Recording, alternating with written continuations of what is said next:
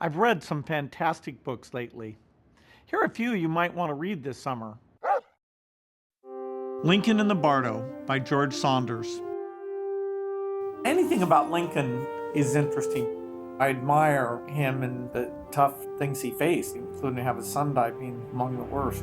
And it is striking this balance between the tragedy of life and the joy of life. It's about grief and purpose, and it's very touching.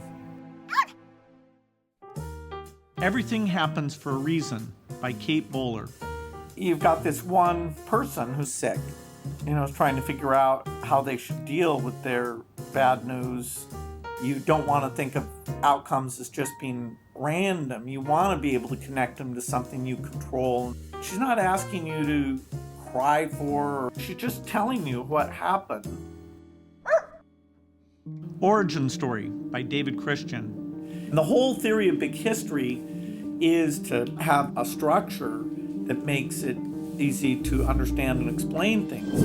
I think it helps people to have that understanding that now we have big blocks of knowledge, but the big blocks of knowledge relate to each other in a strong way.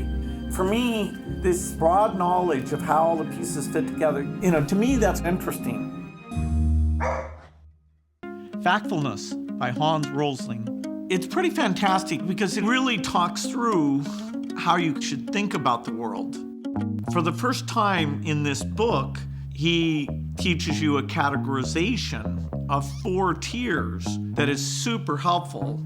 Like tier 1, no bike. Tier 2, bike. Tier 3, some cars in the picture. Tier 4, a lot of cars. Too many cars. I never got to tell Hans how much I liked his book, but the world would be better if millions of people read it. Leonardo da Vinci by Walter Isaacson. What Isaacson does is say what made Da Vinci special. He's most known for his art. He thought of himself as a military engineer and a scientist and an expert on music. And so he really defines the term Renaissance man. These are books that I'd recommend this summer.